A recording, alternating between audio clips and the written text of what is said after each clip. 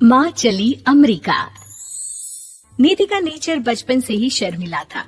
वो ना ज्यादा लोगों से बात करना पसंद करती और ना ही ज्यादा मिलना जुलना। निधि, ये पैसे ले जरा और बाजार से चीनी तो ले आ। नहीं माँ, मैं नहीं जाऊंगी, मुझे शर्म आती है, आप ही चले जाओ ना। अरे पता नहीं क्या करेगी ये लड़की। जीवन में कभी कुछ किया ही नहीं सिवाय पढ़ाई और घर के कामों के। इसकी शादी भी आसपास ही कहीं करवा दो, दूर जाकर इसका गुजारा कैसे होगा। निधि सुनती सबकी, समझती भी, लेकिन चुप करके रह जाती।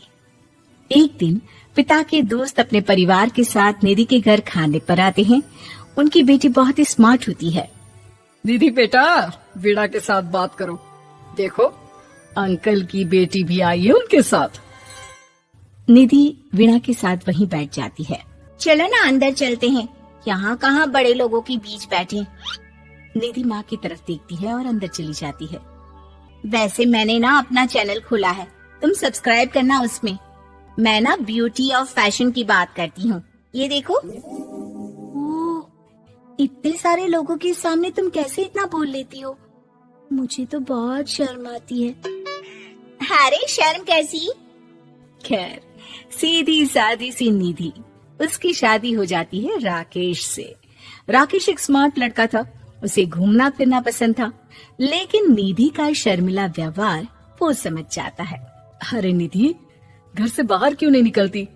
लोगों से मिला जुला करो, तभी तो पता चलेगा ना कि दुनिया कैसी है। क्या करना है पता करके? शादी से पहले पापा और अब आप।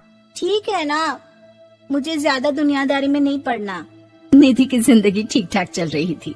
उसके 2 लड़के होते हैं, दोनों को वो पढ़ाती लिखाती, उनका ख्याल रखती।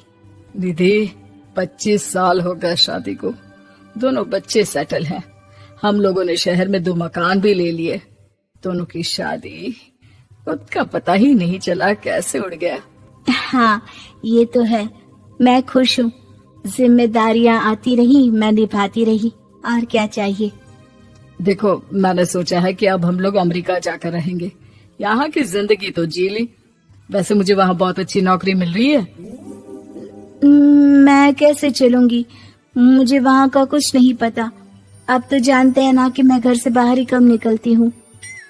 अरे तो क्या हुआ, वहाँ भी घर में ही रहना है ना, मैं हूँ ना, नौकरी करूँगा।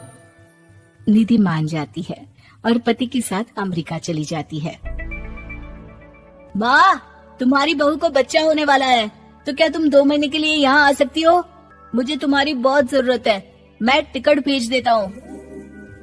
हाँ हाँ, ये तो बहुत खुशी की बात है। मेरा भी मन सबसे मिलने का कर रहा था, पर क्या माँ पर? अब मैं आऊंगी कैसे? पापा से बात करती हूँ। देखो माँ, प्लीज बहाना मत बनाना, तुम जानती हो ना इस वक्त में मैं किसी पर भरोसा नहीं कर सकता हूँ। निधि पति को सारी बात बताती है। क्या आप भी चलेंगे?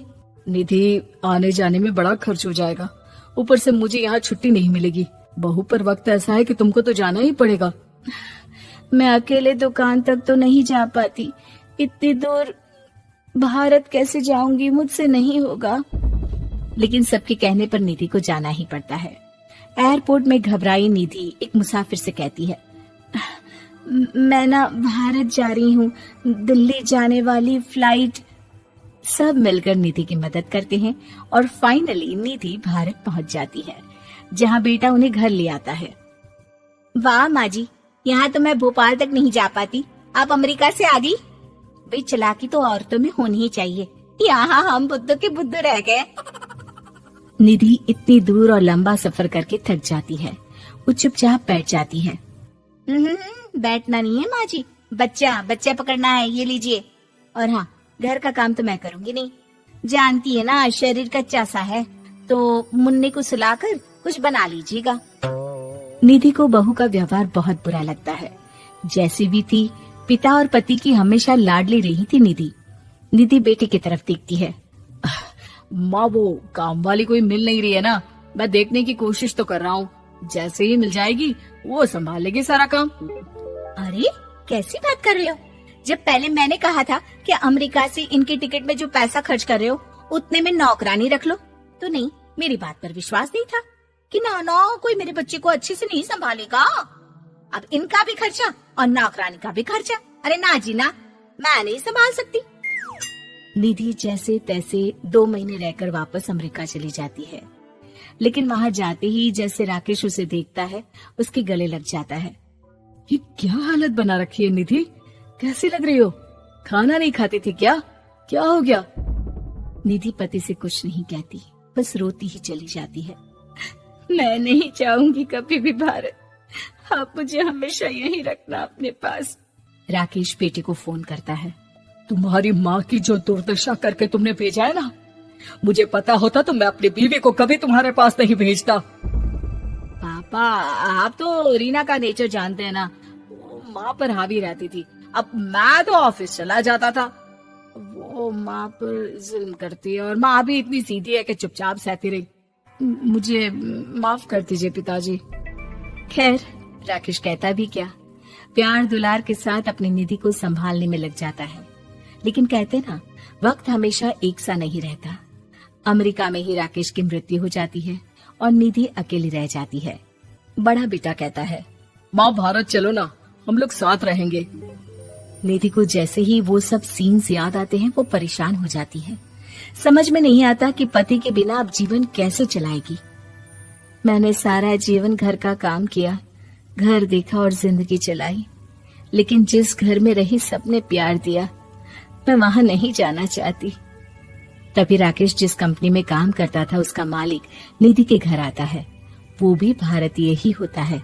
दीदी, राकेश ने आपके बारे में बताया था।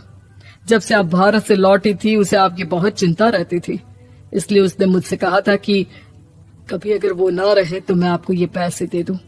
और हाँ, हम लोगों की कंपनी में आपके लिए नौकरी भी है। निधि पति के पैसे देखकर मन में तसल्ली करती है और नौकरी के लिए हाँ कर देती है। अरे पागल है क्या माँ, कैसे नौकरी करोगी? ये अमेरिका है, दिल्ली नहीं। वहाँ तो तुम घर से निकल भी नहीं पाती थी, यहाँ कैसे? मेरे पति, मेरे पिता मुझे खुश देखना चाहते थे। वो लोग जब तक थे मुझे किसी चीज के लिए ना फोर्स किया, ना कभी कमी होने दी। पर अब मुझे जीवन जीने के लिए घर से निकलना ही होगा। बेटा, तुम तो अगली फ्लाइट से भारत लौट जाओ, मैं यहीं खुश हूँ।